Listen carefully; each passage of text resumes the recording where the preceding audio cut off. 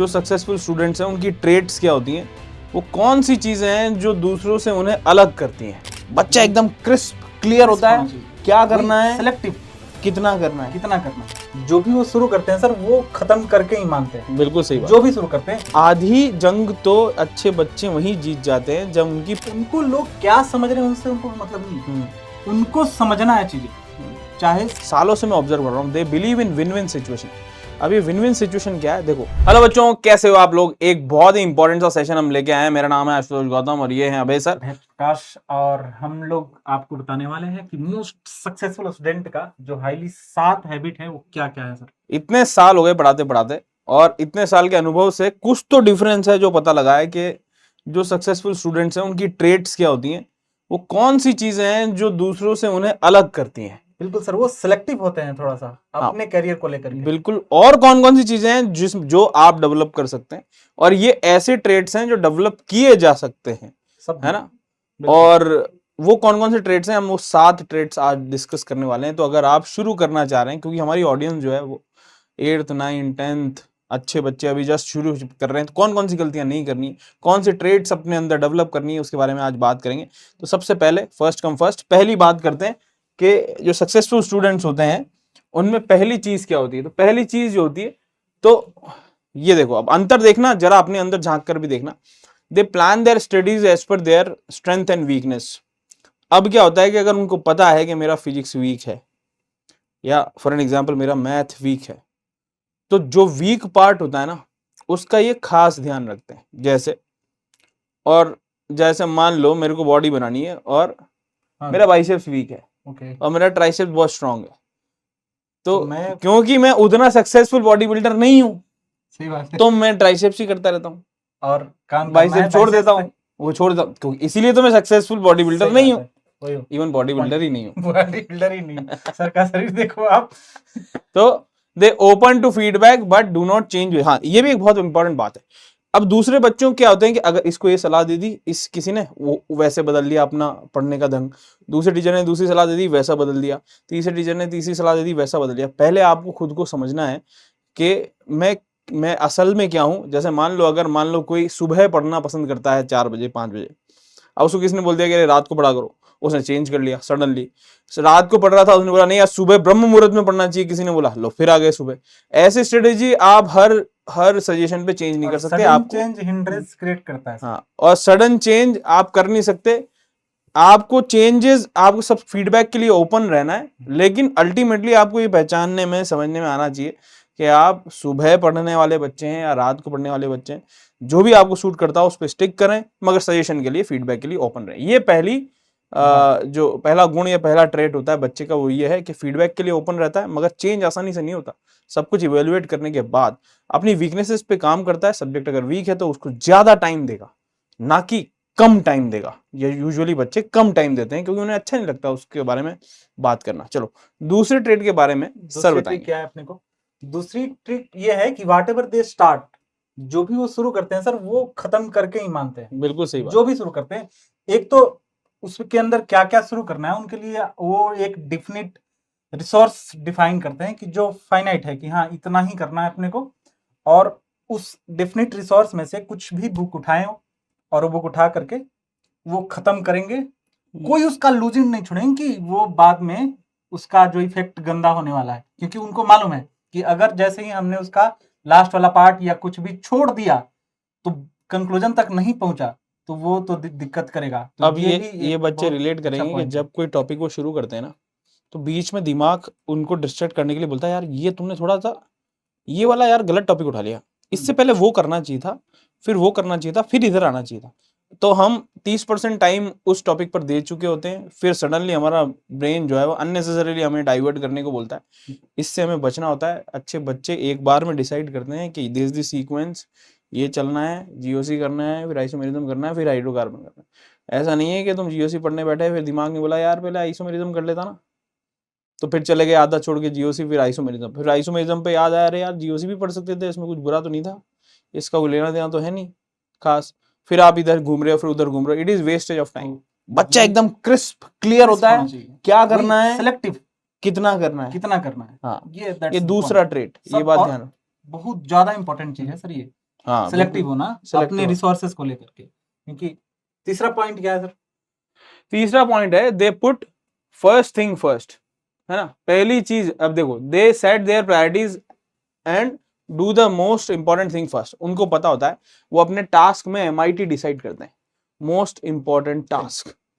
मैं अभी हम जो बात कर रहे थे सीक्वेंसिंग डिसाइड करते हैं कि भाई मेरे लिए सबसे इंपॉर्टेंट क्या है, सबसे पहले मैं वही करूंगा, उसको फिनिश करूंगा, फिर अगले इंपॉर्टेंट टास्क पे जाऊंगा जो मेरे लिए सेकंड प्रायोरिटी है, फिर मैं थर्ड प्रायोरिटी पे जाऊंगा। यही सीक्वेंस है, प्लानिंग के sequence। अकॉर्डिंग किया गया काम जो है वो बहुत बड़े बड़ी इमारतें खड़ा कर देता है। आधी जंग तो अच्छे बच्चे वहीं जीत जाते हैं जब उनकी प्लानिंग उन्होंने बहुत ब्यूटीफुली कर ली। सर एक सिंपल सा एग्जांपल ले, अगर हम कि अगर हमें घर बनवाना है तो अगर उसका प्रॉपर स्ट्रक्चर प्लानिंग ना करें, बिना प्लानिंग के ही ऐसे उठाएं तो गड़बड़ होगा। बिल्कुल सही बात है, बिल्कुल सही बात। तो अगर प्लानिंग बनवाने के बाद फिर हम अपना वो खड़ा करना शुरू करें, बिल्कुल सही तो बात। वो जो स्ट्रेंथ बनेगा वो अलग लेवल का होगा। ये बात है। अब हम बात करते हैं चौथे पॉइंट की। ये चौथा पॉइंट क्या कहता है, ये बहुत इंपॉर्टेंट बात है और ये मैंने सालों से मैं ऑब्जर्व कर रहा हूँ। They believe in win win situation. अब ये विन विन सिचुएशन क्या है, देखो, they are very good businessman. जो अच्छे बच्चे होते हैं ना वो बहुत अच्छे बिजनेसमैन होते हैं। कैसे? मैंने देखा कि दो बच्चे थे बहुत ही बढ़िया, है ना। एक बच्चा INCT क्रैक भी किया, 2020 की बात है, और OCSC कैंप में भी गया। दूसरा बच्चा और है बहुत बढ़िया, उसने किया JEE में, बहुत बढ़िया रैंक आई है उसकी, है ना। दोनों बच्चे आपस में बैठे रहते थे करीब करीब सर 12-12 घंटे एक साथ बैठे, और एक का एक सब्जेक्ट स्ट्रांग था, दूसरे का दूसरा सब्जेक्ट स्ट्रांग था, है ना। दोनों आपस में डिस्कस करते रहते थे, है ना। लेकिन जब अलग से कभी वो बच्चा मेरे को मिलता था, मैं बोलता था वो कहाँ है, अब कोई 12 घंटे साथ बैठ रहा है, तो मैं यही मान लूं कि तुम बहुत अच्छे दोस्त हो। तो दोनों बच्चों का आपस में जवाब होता था, सर मुझे पता नहीं, बात नहीं हुई। जनरली मुझे पता है बात नहीं हुई। अच्छा, मैं मानने को तैयार नहीं। मैं बोला यार तुम 12-12 घंटे साथ बैठते हो, अब दोस्त नहीं हो, बात नहीं करते हो। बोले सर उस समय डिस्कशन होता है तब बात करते हैं, वैसे हमारा ज्यादा पड़ती नहीं है। अच्छा, हमारी ज्यादा वही सर, यहाँ ईगो हट वाला सीन हो गया कि ईगो रखते ही नहीं है। सब्जेक्ट ईगो है सीखने के मामले में बिजनेसमैन है। आपका फिजिक्स अच्छा है भाई, तू फिजिक्स में मदद कर, सिम्बायोसिस है। मेरा मैथ अच्छा है, मैं तेरे को मैथ में मदद करूंगा, बाकी तू अपने रास्ते में अपने रास्ते। और सर इतना बिजनेसमैन होते हैं तभी आप देख लो जितना IITs वाले बच्चे हैं, कितने बड़े बड़े बिजनेस जो है खड़े किए हुए हैं, फ्लिपकार्ट से लेकर के और भी बहुत बड़ी चीजें। तो वो जानते हैं कि JEE में या ओलंपियाड में बहुत सारी सीटें हैं, एक इसको भी मिल जाएगी तो एक मुझे भी मिल जाएगी, लेकिन हम एक दूसरे की काटते रहे तो इसको भी वहां नहीं मिल, ये भी ऑप्टिमम पोटेंशियल पे नहीं पहुंचेगा, मैं भी नहीं पहुंचूंगा। ये प्योर बिजनेसमैन वाला ट्रेट होना ही चाहिए। और ये मैक्सिमम बच्चे जो है ये बात को समझ नहीं पाते कि अरे इसको बता दिया तो इसके मार्क्स ज्यादा जाएंगे। अरे नहीं, अगर वो सीख सकता है ना तो उसको, अगर वो तुमसे सीख सकता है तो फिर वो सीखने के लिए बना है, सीखने के लिए, और वो सीख लेगा।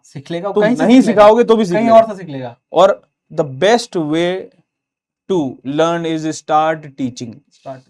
अगर कोई चीज तुमको बहुत भयानक सीखनी है कि तुम भूल ही ना पाओ तो किसी को पकड़ो और मैं पढ़ाऊंगा तुमको, मैं पढ़ाऊंगा, तुम पढ़ लो बस। तो ये बात ध्यान रखना कि अगर तुमने किसी को पढ़ाया तो इस बात से कभी भी परेशान मत होना कि सीख जाएगा। वो अगर 10 सीखा है ना तो तू 100 सीखा है।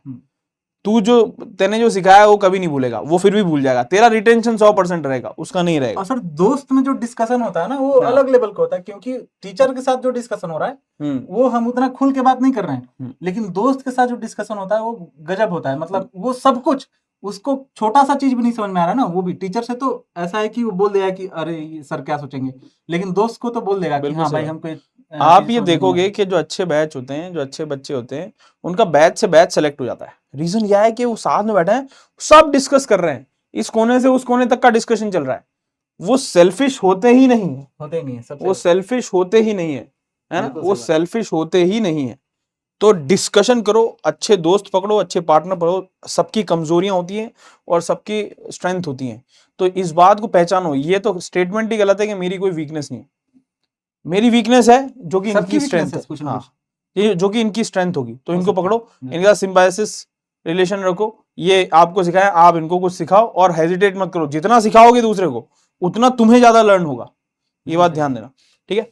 चौथा, ये बहुत ही ब्यूटीफुल सा हमें स्टेटमेंट पता लग गया।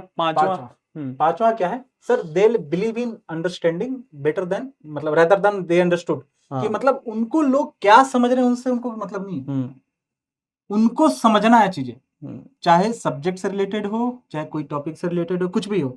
अगर सामने वाला उनको बेवकूफ समझे, उसको उससे कोई मतलब नहीं है। हमको वो चीज समझा दे, अगर वो ये बेवकूफ समझ के भी हमको समझा दे वो चलेगा उनको कि ये पॉइंट है, ये सबसे बड़ा पॉइंट है। तो इसमें बात ये है कि दे believe in understanding first rather than being understood. वो क्या करते हैं कि वो सजेशंस के लिए ओपन रहते हैं हमेशा, है ना। वो इस बात पे आर्ग्यू नहीं करते कि यार रुको यार, पहले मेरी बात सुनो यार, पहले मुझे समझो यार, मेरी क्या प्रॉब्लम है। वो इस बात पे वो ओपन टू सजेशंस होते हैं, बात सुनते हैं, क्योंकि उन्हें पता है कि आसपास का एनवायरनमेंट जितना है वो सब उनके लिए ही काम कर रहा होता है ना। 100%। तो ये एक बहुत शानदार, they are very good listeners, देख रहे हो, है ना। नेक्स्ट अगर मैं देखूं तो they synergize with the effort of their parents, teachers and peers. बिल्कुल सही बात है। अब जब अच्छे बच्चे होते हैं ना, उनको पता है कि भाई पूरी कायनात मेरे लिए ही लगी हुई है ना। मेरे पेरेंट्स, मेरे मैनेजमेंट वाले, जिस कोचिंग में भी मैं हूँ या जो स्कूल में मैं हूँ, और तीसरे सारे टीचर, सब मेरी जो है वो भलाई ही चाहते हैं। रीजन, माँ बाप इसलिए चाहते हैं कि तुम उन्हें कमा के दोगे। बिल्कुल सही बात।